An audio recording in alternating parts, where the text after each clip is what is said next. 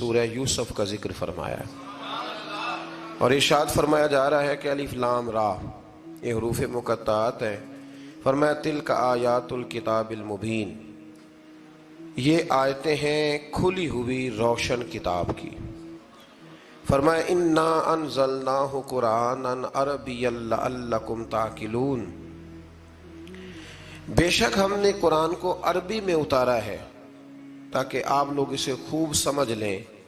ارشاد فرمایا جا رہا ہے نحن نقص علیک احسن القصص، ہم بیان کرتے ہیں آپ سے ایک بڑا ہی پیارا قصہ۔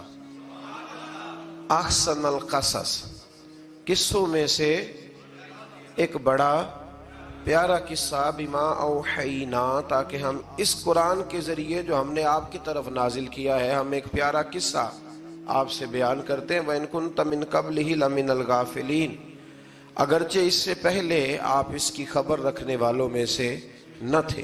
قصہ کیا ہے؟ قصہ یہاں سے شروع ہوتا ہے، اذ قال یوسف لأبیہ، جب کہا حضرت یوسف علیہ السلام نے اپنے باپ سے، کیا کہا یا ابتی، اے میرے باپ، انی رأیت احد عشر کوکبا، بے شک میں نے خواب میں دیکھے ہیں 11 ستارے، والشمس اور سورج، والقمر اور چاند، رأیتہم لی ساجدین، کہ وہ مجھے سجدہ کر رہے تھے۔ یہ خواب دیکھا حضرت ابراہیم علیہ السلام کے بیٹے حضرت اسحاق علیہ السلام، اور حضرت اسحاق علیہ السلام کے صاحبزادے حضرت یعقوب علیہ السلام۔ حضرت یعقوب علیہ السلام نے کئی نکاح فرمائے، اللہ نے آپ کو 12 بیٹے عطا فرمائے۔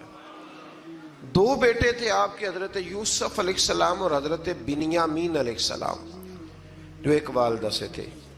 حضرت یوسف علیہ السلام بڑے حسین و جمیل تھے، بڑے خوبصورت تھے۔ کچھ لوگ ظاہراً خوبصورت ہوتے ہیں تو کچھ کی ساتھ عادتیں بھی بڑی خوبصورت ہوتی ہیں، بڑے نفیس، بڑے فرما بردار، بڑی میٹھی ٹھنڈی بات کرنے والے۔ ہوتا یہ ہے کہ جب کوئی بچہ پیارا بھی ہو اور عادتیں بھی اچھی ہوں تو ماں باپ کی آنکھوں کا تارا بن جاتا ہے، باقی محنت کرنے کی بجائے شکوہ کرنا شروع کر دیتے ہیں۔ تو حضرت یوسف علیہ السلام کے والد حضرت یعقوب علیہ السلام اپنے بیٹے سے بڑا پیار کرتے تھے۔ اور آج اس واقعے میں آپ کو یہ بھی سمجھ آئے گی کہ ساری زندگی لوگوں نے ماں بیٹے کا پیار بیان کیا ہے، یہ وہ واقعہ ہے جس نے باپ بیٹے کا پیار بیان کیا اور انوکھے انداز میں بیان کیا۔ یعنی باپ اور بیٹے کے پیار کا بھی کوئی شخص کسی جگہ تصور کر سکتا، اسے ماپا اور تولا جا سکتا نہیں ہے۔ تو حضرت یعقوب علیہ السلام کے صاحبزادے تھے یوسف علیہ السلام، آپ بڑا پیار کرتے تھے، تو باقی بھائی تھوڑا حسد کرنے لگے، انہیں جلنا شروع کر دیا۔ حضرت سیدنا یوسف علیہ السلام ایک دن فرمانے لگے اپنے والد سے کہ ابا جی میں نے خواب دیکھا ہے کہ 11 ستارے، سورج اور چاند مجھے سجدہ کر رہے ہیں۔ قال یا بنی لا تقصص رؤیاک علی اخوتک، کہ بیٹا اپنا خواب اپنے بھائیوں سے نہ بیان کرنا، اپنا خواب اپنے بھائیوں سے نہ بیان کرنا، فیکیدوا لک کیدا، ہو سکتا ہے وہ تیرے خلاف کوئی سازش رچیں۔ کیوں رچیں؟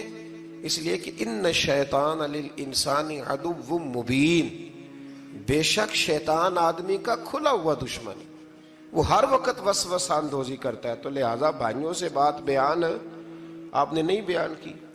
آہستہ آہستہ نا وہ حسد بڑھتا، حسد بہت بڑی بیماری ہے۔ اگر نبیوں کے بیٹوں میں ہو سکتا ہے تو عام انسانوں میں کیوں نہیں ہو سکتا؟ انبیاء کے بیٹے اگر کر سکتے ہیں تو عام لوگ بھی۔ آپ جب کسی شخص کو دیکھیں نا کسی کے بارے میں کچے جملے بول رہا ہے، کمزور بات کر رہا ہے، تو پہلے اچھی طرح ٹٹول لیں کہ حق بیان کر رہا ہے یا صرف حسد کے بیچ رہ کے گفتگو کر رہا ہے۔ بہت بڑی بیماری ہے۔ انہوں نے ایک چال بنائی 10 نے مل کے کہ اس طرح کریں کہ ان کو کوئی سخت سزا دیں، انہیں قتل کر دیتے ہیں۔ پھر کہنے لگے مارتے نہیں، کنویں میں پھینک دیتے ہیں۔ حضرت یعقوب علیہ السلام کی بارگاہ میں حاضر ہوئے تو حاضر ہو کے عرض کی کہ ہم سیر کرنا چاہتے ہیں، تو ہمارا بھائی یوسف بھی تو ہمارا بھائی ہے نا، ہمارے ساتھ بھیجیں، وہاں کھیلے گا، کودے گا، کھائے گا، پیے گا۔ حضرت یعقوب علیہ السلام نے فرمایا نہیں، مجھے ڈر لگتا ہے کہ کہیں میرے یوسف کو کوئی تکلیف نہ پہنچ جائے۔ کچھ ایسے ہوتے ہیں جنہیں جدا کرنے کو دل ہی نہیں کرتا، کہ وہ جائیں نہ. کئی دفعہ بعض بچے نالائق ہوتے ہیں، وہ جدا ہوتے ہیں، لیکن ان کو جدا کرنے کو دل. لیکن حضرت یوسف تو لائق بچے تھے نا اپنے والد کے، ان کا بھی نہیں ارادہ تھا. بھائی لے گئے اور لے جا کر کے حضرت یوسف علیہ السلام کو پہلے بہت زیادہ مارا. پھر حضرت یوسف علیہ السلام کا کرتا اتار کے ان کے ہاتھ باندھے. پھر بڑے بھائی نے یہودا نے رسی کے ساتھ باندھ کے کنویں میں لٹکا دیا. اور پھر جب درمیان میں پہنچے تو پھر رسی کو کاٹ دیا. حضرت یوسف جب گرے پانی میں آواز آئی تو ہنسے. مفسرین نے لکھا ہے کہ اللہ تعالیٰ نے حضرت جبریل امین کو بھیجا، فرمایا جاؤ میرے یوسف کو پکڑ کے نا تو احتیاط کے ساتھ نیچے رکھ دو. حضرت یوسف کو رکھ دیا گیا. 3 دن اور 3 راتیں جناب یوسف کنویں میں رہے. بچانے والا زیادہ بڑا ہے، محفوظ رکھنے والا زیادہ طاقتور ہے. 3 دن اور 3 راتیں کنویں میں رہے. انہوں نے کیا کیا کہ حضرت یوسف کا کرتا چونکہ اتار لیا تھا، 2 کرتے انہوں نے پہنے ہوئے تھے. بعد مفسرین نے لکھا ہے ایک تو کرتا وہ تھا جنہوں نے استعمال کیا، تو ایک کرتا بطور تعویذ کے حضرت یعقوب نے ان کے گلے میں ڈال دیا بطور برکت کے. تو وہ کرتا بھی ان کے گلے میں تھا. ایک کرتے سے انہوں نے باندھ دیا. دوسرا کرتا جو تھا نا اس کو خوند لگا کے نا بکری کا، تو حضرت یعقوب کے پاس آئے اور جب دروازے تک پہنچے تو شور کرنے لگے زور زور سے. حضرت یعقوب پریشان ہو کے باہر آئے، چونکہ وہ بکریاں بھی ساتھ لے کے گئے تھے، بکریاں چرایا کرتے تھے. تو کہا بکریوں کو بھیڑیا تو نہیں پڑ گیا؟ تو کہنے لگے حضور بکریوں کو تو نہیں پڑا، پر حضرت یوسف کو لے گیا ہے. اور حضرت یوسف علیہ السلام شہید ہو گئے. حضرت یعقوب علیہ السلام نے نا وہ کرتا دیکھا تو کرتا دیکھ کے فرمانے لگے بڑا سیانہ تھا بھیڑیا، یوسف سارا کھا گیا ہے پر کرتا کسی جگہ سے پھٹا بھی نہیں. اس کا مطلب ہے کہ حضرت یعقوب کو سمجھ آ گئی کہ میرے یوسف کو بھیڑیے نے کھایا نہیں ہے. یہ قرآن مجید ہے. فرمایا بڑا سمجھدار تھا بھائی، کرتا پھٹا بھی نہیں اور یوسف وہ سارا کھا گیا. اب یہ روز وہاں بکریاں چرانے جاتے تھے. یا جناب یعقوب تو رونے لگے تو بھائی روز جاتے تھے، جھانک جھانک کے دیکھتے تھے کہ یوسف ہے کہ نہیں. تیسرے دن ایک قافلہ وہاں سے گزرا جو مصر جا رہا تھا. انہوں نے پانی نکالنے کے لیے جب ڈول لٹکایا تو حضرت یوسف نے پکڑ لیا. اس شخص نے حضرت جناب یوسف علیہ السلام کو اوپر کھینچا. جب آپ واپس اوپر زندہ نکل آئے تو بھائی پھر حیران ہو گئے. ابھی بھی شکر ادا نہیں کیا کہ 3 دن کے بعد دیکھو اللہ نے کتنا فضل فرمایا ہے. لیکن وہ پھر کہنے لگے قریب آ کے نا اس سے یہ ہمارا بھاگا ہوا غلام ہے، اگر تمہیں چاہیے تو لے لو، سستا بیچ دیں گے. حضرت یوسف کا قول بعد مفسرین نے لکھا ہے، آپ فرماتے ہیں کہ مجھے جب انہوں نے تھپڑ مارے تو اتنی تکلیف نہیں ہوئی، کنویں میں پھینکا تو اتنی تکلیف نہیں ہوئی. تکلیف تب ہوئی جب انہوں نے مجھے بھائی نہیں مانا اور کہنے لگے یہ ہمارا بھاگا ہوا غلام ہے. تو کہا کتنے کا بیچو گے؟ کہا تم 20 درہم دے دو اور لے لو. 20 درہم کا جناب یوسف کو بیچ دیا.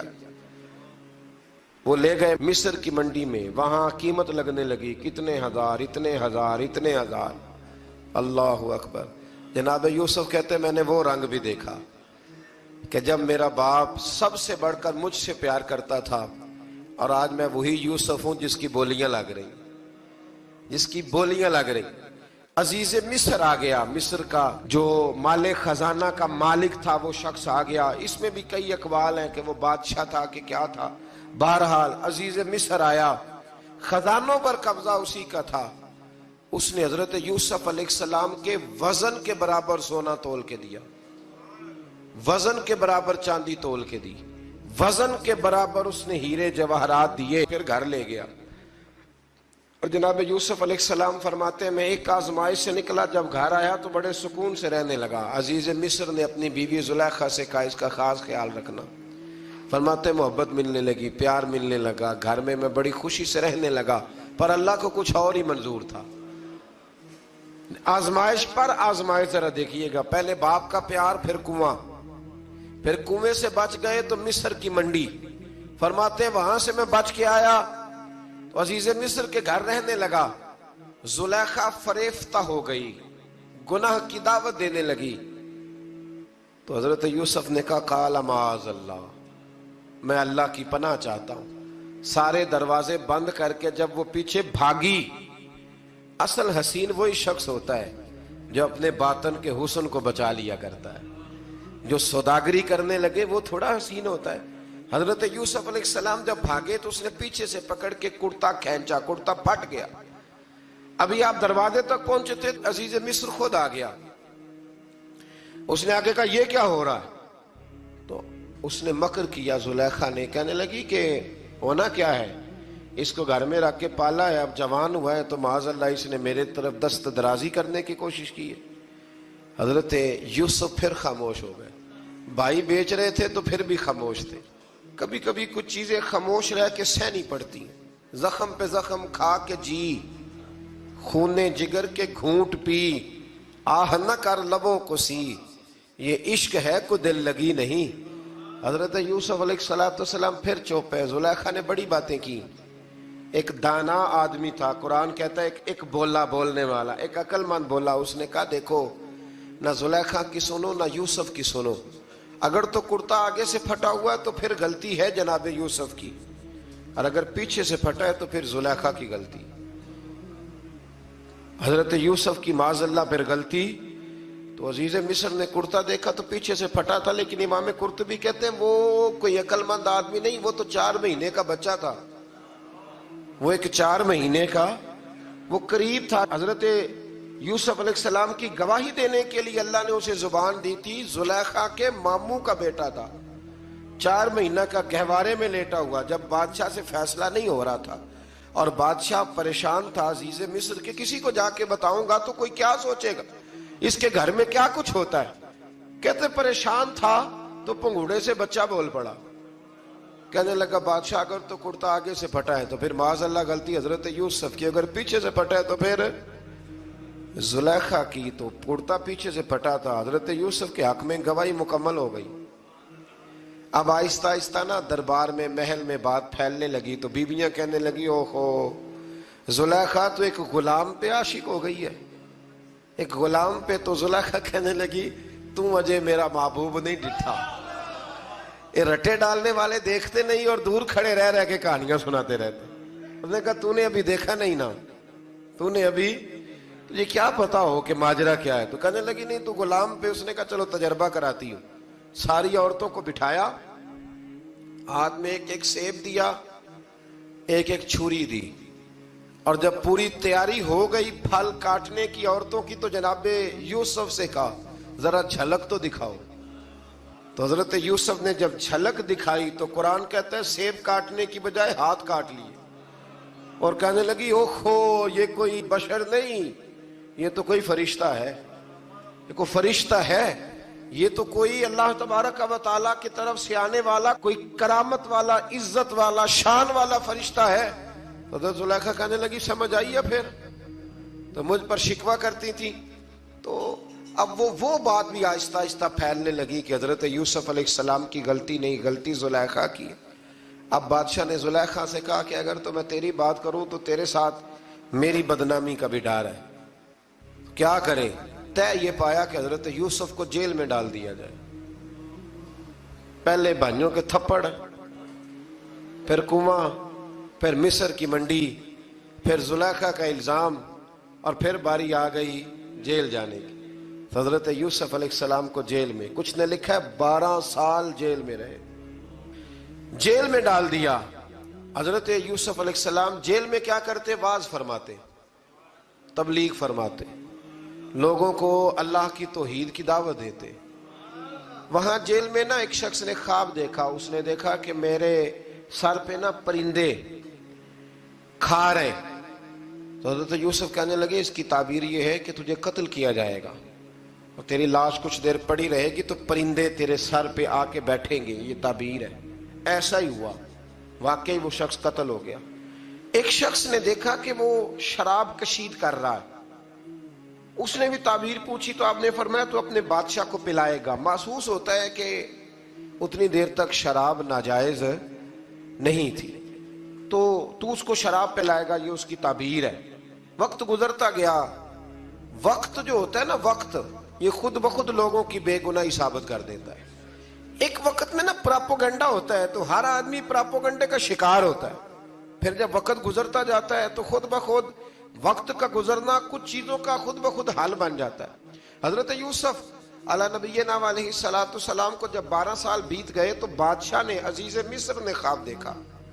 اس نے خواب دیکھا کہ 7 موٹی تازی گائیں دبلی پتلی گائیں کو کھا گئی، اور 7 خشک بالیاں ہیں اور 7 سرسبز و شاداب بالیاں ہیں.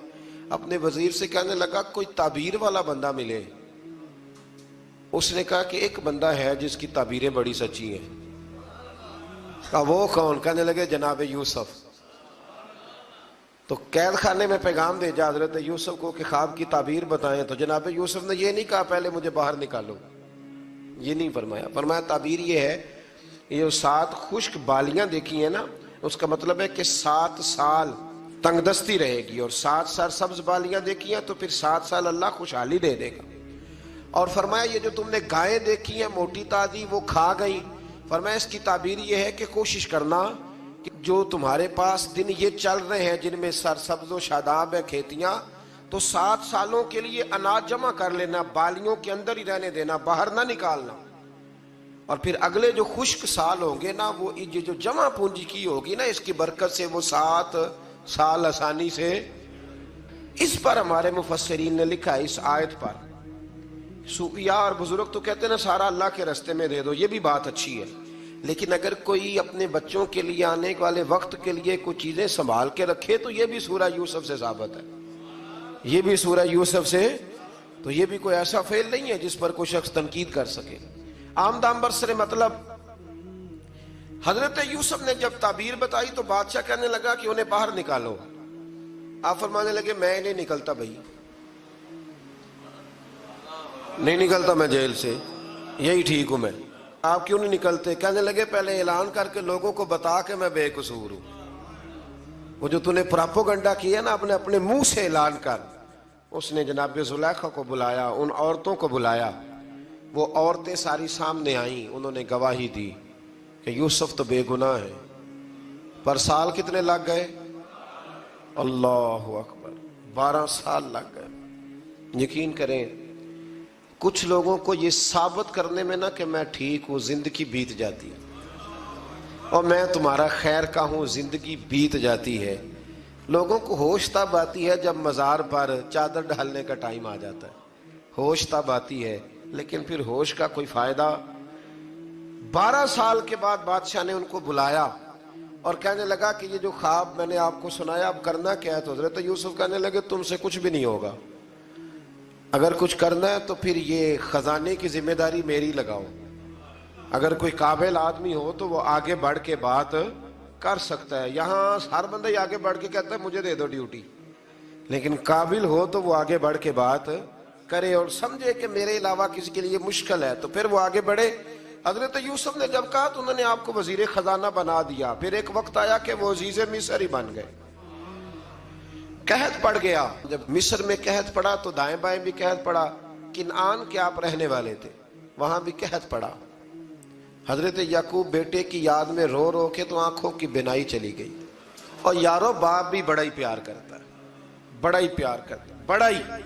پتہ ہے باقی تمہیں تحفے دیتے ہیں، باقی تم سے محبت کرتے ہیں، تو باپ تو بیٹے کو اپنی جوانی دے دیتا ہے، اپنی جوانی اپنے بیٹے کے نام کر دیتا ہے. باپ بھی بڑا ہی پیار کرتا ہے. سنگیو کوئی نہیں تول سکتا.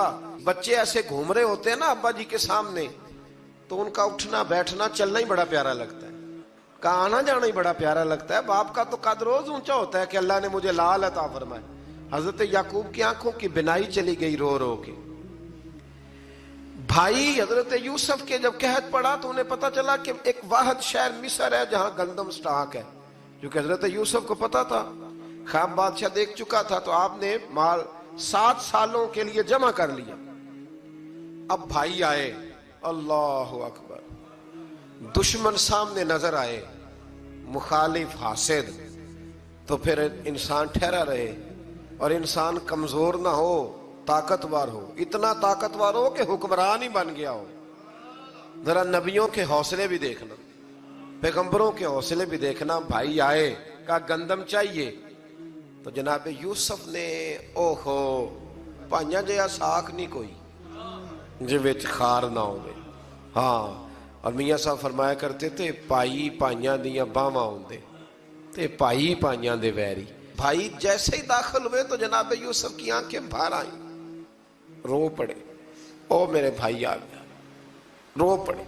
वजीर मशीर दाएं बाएं देखते हैं कि हजरत यूसुफ को क्या हुआ, रो पड़े और भर भर के गंदम दी, उसको इशारे करते चल थोड़ी और डाल दे, चल थोड़ी और डाल दे। जब भाइयों को दे चुके तो फिर फरमाने लगे कि शायद इससे गुजारा ना हो, जरूरत पड़ी तो दोबारा भी आ जाना। अपनी कौम को तरस दे रहे, थोड़ा थोड़ा खाओ। उन भाइयों को कहते हैं जरूरत पड़ी ना, आ जाना दोबारा। और कहने लगे तुम्हारा एक और भाई भी है। कहाँ है? बिन्यामीन नाम है। फरमाया हो सके तो उसे भी ले आना। भाई पैसे लेके आए थे गंदम लेने के लिए, और जब वापस जाने लगे तो हजरत यूसुफ ने उनकी रकम दोबारा रख दी, वो दोबारा उनकी बोरियों में रख दी। घर जाके उन्होंने खोली तो गंदम भी थी और पैसे भी थे। अब भाइयों से पैसे थोड़ी वसूल करने। जाके अपने वालिद से कहने लगे अब्बा बादशाह बड़े देखे हैं पर उसमें कोई खुशबू देखी। तो उसने कहा है कि अपने दूसरे भाई को भी लेके आना, तो बिन्यामीन को ले जाएं। हजरत याकूब फरमाने लगे पहले भी तुम पे भरोसा कर चुका हूं, बार बार नहीं करूंगा। यूसुफ गवा चुका हूं। पोते बोल पड़े, कहने लगे दादाजी आप तो हर वक्त यूसुफ यूसुफ ही करते रहते। उन्होंने जिद की, इसरार किया, तो जनाब बिन्यामीन को साथ वादा लेके, अहद लेके, कसम लेके भेज दिया हजरत याकूब ने। जनाब बिन्यामीन भी पहुंचे मिस्र में। ये दोनों एक माँ से थे, सगे दोनों थे। हजरत यूसुफ ने जनाब बिन्यामीन को देखा तो अपने साथ बिठा लिया और जरा बातें बातें करके ना, इधर बैठ जाओ, इधर बैठ जाओ। अच्छा नहीं है जगह, आप इधर आ जाओ, मेरे साथ बैठ जाओ। भाई था ना सगा, अच्छा चलो ठीक है आप इधर आ जाओ। भाई को साथ बिठा लिया। अभी जब चीजें देने लगे तो कान में कहने लगे, वो परेशान थे ना हजरत बिन्यामीन के, ये बंदा क्या कर रहा है, तो कान में कहने लगे मैं भाई हूं तेरा, मैं यूसुफ हूं। तो इस तरह का यार थोड़े दिन मेरे पास रह नहीं जाता। तो हजरत बिन्यामीन कहने लगे रह जाता हूं। रह गए जनाब बिन्यामीन। अब कहा नहीं मैं नहीं भेजूंगा। कुछ लोगों ने ये लिखा है कि हजरत बिन्यामीन के जो बोरी थी उसके अंदर उन्होंने थैले के अंदर शाही प्याला रख दिया और फरमाया इसको हम नहीं जाने देंगे, हमारा प्याला कैसे, ये नहीं कहा कि ये चोर है, कहा प्याला कैसे आया इसके थैले पे, लिहाजा ये अभी हम रहेगा हमारे पास, देखेंगे। वो बाकी चले गए। तो यहूदा कहने लगा कि मैं नहीं जाता, मैं यहीं ठहरूंगा, इसलिए कि मैं बाप को क्या बताऊंगा कि पहले भी मैं कुर्ता मैं ही लेके गया था यूसुफ का, अब मैं क्या बताऊंगा। वापस गए और जाके बताया कि जनाब बिन्यामीन को उन्होंने रख लिया है, मामला बन गया है। वो कहते हैं कैसे प्याला आया है, शाही प्याला। हजरत सैयदना याकूब अलैहिस्सलाम फरमाने लगे मैंने तुम्हें पहले ही कहा था कि तुम मेरे बिन्यामीन को भी ले जा रहे हो। पहले मैं भरोसा करके यूसुफ के मामले में परेशान हूँ। फरमाया इस तरह करो, जाओ ढूंढो जाके मेरे यूसुफ को और ढूंढो जाके मेरे बिन्यामीन को, जाओ तलाश करो। अल्लाह अकबर।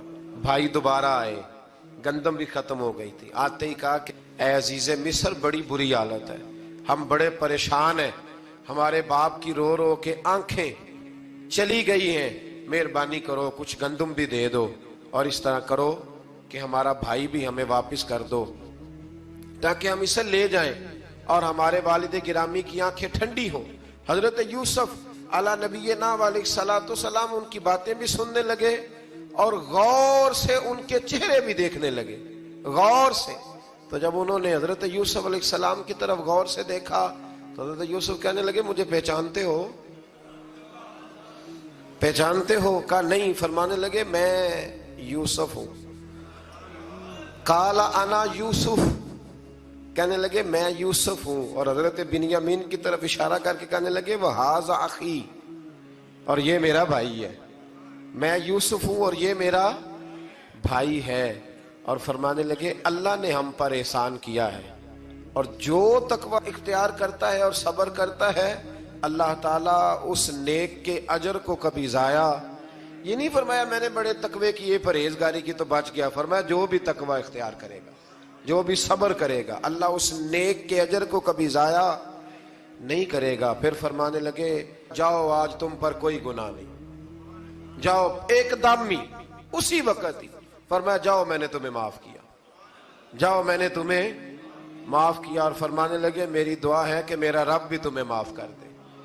پھر فرمایا یہ میری قمیض لے جاؤ، میرا کرتا، اور میرے باپ کی آنکھوں پہ ڈال دینا، امید ہے ان کی آنکھوں کی روشنی واپس آ جائے گی، جاؤ لے جاؤ۔ تو وہ کرتا لے کے گئے، اذهبوا بقمیصی ھذا، یہ میرا کرتا لے جاؤ۔ دیکھو اللہ والوں کے وجود سے جو چیز لگ جائے تبرک بن جاتی ہے۔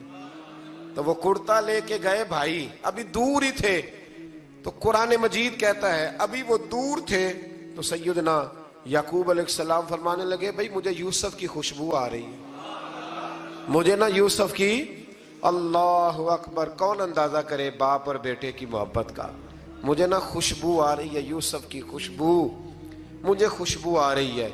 تو حضرت سیدنا یعقوب علیہ السلام کی آنکھوں پہ ڈالا تو روشنی واپس آ گئی۔ کعبہ جی ذرا چل کے دیکھو تو صحیح رب نے آپ کے بیٹے کو کتنی شانیں عطا فرمائی۔ چلو نا، یہ 72 لوگ تھے جو یہاں سے چلے کنان سے، اور ہزاروں کا لشکر لے کر حضرت یوسف آئے، ہزاروں کا لشکر لے کے والد کے استقبال کے لیے۔ اور جب باپ بیٹے کی ملاقات ہوئی تو امام غزالی فرماتے ہیں 4 لوگ دنیا میں بڑا ہی روئے ہیں، ایک حضور بڑا روئے ہیں امت کے غم میں، اور ایک سیدہ فاطمہ بڑا ہی روئی ہیں حضور کے وصال کے بعد، اور تیسرا فرماتے ہیں یعقوب بڑا ہی روئے ہیں حضرت یوسف کے لیے، بڑا ہی، اور چوتھے امام زین العابدین بڑا ہی روئے ہیں واقعہ کربلا کے بعد۔ یہ 4 لوگ بڑا ہی روئے۔ پھر جب ملاقات ہوئی دونوں کی تو اس درد سے ملاقات ہوئی کہ ہر آنکھ اشک بار ہو گئی، باپ بیٹا اتنی وارفتگی سے مل رہے تھے، اتنی وارفتگی سے کہ دائیں بائیں انہیں خبر ہی نہ رہی کہ باقی لوگ بھی ہیں۔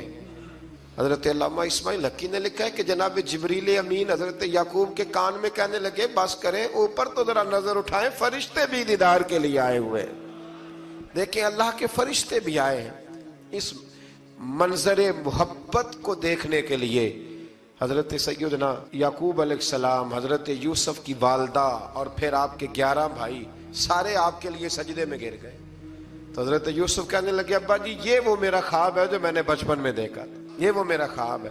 حضرت سیدنا یعقوب علیہ السلام پھر کم و بیش لگ بھگ 23 سال، کچھ نے لکھا ہے 40 سال مصر میں رہے، اور جب وصال ہونے لگا تو حضرت یوسف سے فرمانے لگے بیٹا مجھے یہاں دفن نہ کرنا، مجھے وہیں لے جانا جہاں میرے والد دفن ہے۔ وہاں جا کے وہ دفن ہوئے۔ حضرت یوسف علیہ السلام نے پھر سالوں حکومت کی مصر پر، پھر وہیں ان کی تدفین ہوئی، اور جب تدفین ہوئی تو اختلاف ہو گیا، ہر قبیلہ کہتا تھا ہم نے اپنی طرف یوسف کو دفن کرنا ہے، اس لیے کہ جس طرف ان کو دفن کریں گے خوشحالیاں ہوں گی۔ پھر فیصلہ ہوا کہ سنگ مرمر کے تابوت میں رکھ کے حضرت یوسف کو دفن کیا جائے، اور دفن کرنے کے بعد ایسی جگہ پہ دفن کیا جائے جہاں سے پانی چھو کے گزرتا ہے۔ تو ان کو وہاں دفن کیا گیا، پانی چھو کے گزرتا تھا، لوگ کھیتیوں کو لگاتے تھے، اور مصر سرسبز و شاداب رہتا تھا۔ اور پھر حدیث پاک میں موجود ہے، مولا علی شیر خدا رضی اللہ تعالی عنہ فرماتے ہیں کہ نبی کریم علیہ الصلوۃ والسلام کی بارگاہ میں ایک اعرابی آیا، حضور نے فرمایا کچھ مانگ لو اس دیہاتی سے۔ حضور نے فرمایا ہے آج وہ مائل باتا، اور بھی کچھ مانگ لے۔ تو وہ کہنے لگا حضور آپ مجھے سواری کے لیے اونٹ دے دیں۔ حضرت علی کہتے ہیں میں نے کہا ہے افسوس، مانگا بھی تو کیا مانگا۔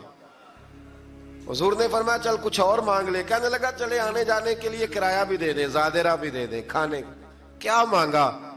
تو حضور علیہ السلام نے اسے دے دیا۔ تو محبوب فرمانے لگے تجھ سے تو موسیٰ علیہ السلام کے دور کی وہ بوڑھی اچھی تھی۔ کہا وہ بوڑھی کون سی بوڑھی؟ تو حضور علیہ السلام فرمانے لگے رب کریم نے حضرت موسیٰ کو حکم دیا کہ جب آپ مصر سے نکلیں تو حضرت یوسف کی قبر کو کھود کر ان کا تابوت بھی ساتھ لے جائیں۔ تو حضرت سیدنا موسیٰ علیہ السلام نے عرض کی مالک وہ کیسے پتہ چلے گا؟ فرمایا وہ تو آپ نے خود ہی پتہ کرنا ہے، کہ وہ تابوت کہاں ہے، وہ دریا کے اندر تھا، کیسے پتہ کرنا ہے؟ پتہ کرتے کرتے پتہ چلا کہ ایک بوڑھی اماں ہے، اسے پتہ ہے تابوت کہاں ہے، وہ کدھر ہے تابوت، تو بوڑھی اماں کو پتہ ہے۔ حضرت موسیٰ بوڑھی کے پاس گئے، کہنے لگے اماں وہ تجھے پتہ ہے یوسف کی قبر کہاں؟ کہنے لگی پتہ ہے۔ تو کہا اماں پھر بتا دو، کہنے لگے مفت میں بتا دوں، نبی کے مزار کا ایڈریس اور فری میں بتا دوں، یہ کیسے ہو سکتا ہے؟ تو حضرت سیدنا موسیٰ فرمانے لگے چل قیمت لے، طبرانی کی حدیث ہے، حضور بیان فرماتے۔ حضرت موسیٰ کہنے لگے بتا کیا لے گی؟ کہنے لگی مجھے نہ جنت میں وہ والا مکان دلائیں جس کے پڑوسی موسیٰ علیہ السلام ہو، میری اور آپ کی دیوار کٹھی ہو، کیا عقیدہ کند، اللہ اکبر۔ تو حضرت موسیٰ کہنے لگے چل اماں مہربانی کر جنت مانگ لے، اب تو پڑوس ہی مانگنے لگ گئی ہے، تو اب نبیوں کا درجہ تو بڑا ہوگا، تو دینے والا اللہ ہے، میں دعا کرتا ہوں۔ تو کہنے لگی جی ٹھیک ہے، اگر آپ نہیں دیتے تو میں ایڈریس نہیں بتاتی۔ تو حضور فرمانے لگے اس سے تو وہ اچھی تھی۔ حضرت موسیٰ نے عرض کی کہ یا اللہ یہ نہیں بتا رہی تو اب کیا کروں؟ فرمایا موسیٰ وعدہ تو کر لے، مکان میں دے دوں گا، وعدہ کر لے۔ تو حضرت سیدنا یوسف کا مرتبہ دیکھیے کہ ان کے مزار کا پتہ بتانے کے لیے، مزار کا پتہ، مزار کا پتہ بتانے کے لیے اس خاتون نے حضرت موسیٰ سے جو قیمت لی وہ یہ تھی کہ میں جنت میں آپ کی پڑوسی بنوں گی، پھر ایڈریس بتاؤں گی۔ تو حضرت موسیٰ نے وعدہ کیا، تو پھر اس نے پتہ بتایا کہ فلاں جگہ مزار ہے۔ یہ تقریباً سینکڑوں سال بعد حضرت موسیٰ وہ وہاں سے نکال کے تابوت کو اپنے ساتھ لے کر کے گئے۔ یہ وہ واقعہ جسے قرآن نے احسن القصص قرار دیا۔ اللہ کریم نے ہمیں اس واقعے میں یہ بتایا ہے کہ معاملات زندگی سے گھبرایا نہ کرو، جب بھی کوئی آزمائش آتی ہے نا تو پھر اللہ دو آسانیاں عطا کرتا ہے، اور یہ بھی یاد رکھیں جو آسانیوں والے ہوتے ہیں نا آزمائشیں بھی انہیں آتی ہیں، جو لاڈلے زیادہ ہوتے ہیں کئی دفعہ تکلیفیں بھی زیادہ۔ اللہ تعالیٰ لاڈلوں کو تکلیفوں سے محفوظ رکھے، لیکن تکلیفیں بھی زیادہ انہیں آتی ہیں۔ حضرت یوسف لاڈلے تھے تو سیدھے کنویں میں گئے تھے، لیکن اللہ بڑا کریم ہے، بھائیوں نے 20 درہم قیمت لگائی تو رب کریم نے فرمایا دیکھنا پھر میں اپنے یوسف کی کیا قیمت بیان کرتا۔ پھر کروڑوں اور اربوں قیمت لگی، پھر کہاں کی آزمائش تھی، کہاں کی بات تھی، وہ ہر جگہ صابر رہے، کسی جگہ ان کا کوئی شکوہ نظر، ایک تقوی، دوسرا صبر، خاموشی۔ ہم لوگ نہ بول کے لڑ کے فتح حاصل کرنا چاہتے ہیں، یاد رکھنا۔ آخری بات عرض کرنے لگا ہوں، صبر کرنا اور کام کرنا، صبر کرنا اور اپنے حصے کا رزلٹ اپنی مرضی کا نہ مانگنا، رزلٹ رب کریم کی مرضی کا، نتیجہ صبر کریں اور اپنے حصے کی ڈیوٹی کریں، پھر دیکھیں اللہ کتنا عطا فرماتا ہے۔ ڈیوٹی میں بھی کمزوری نہ کریں اور بے صبری کا مظاہرہ بھی کبھی نہ کریں۔ اللہ تعالی ہمیں حضرت یوسف کا صدقہ نصیب فرمائے۔ آخر دعوانا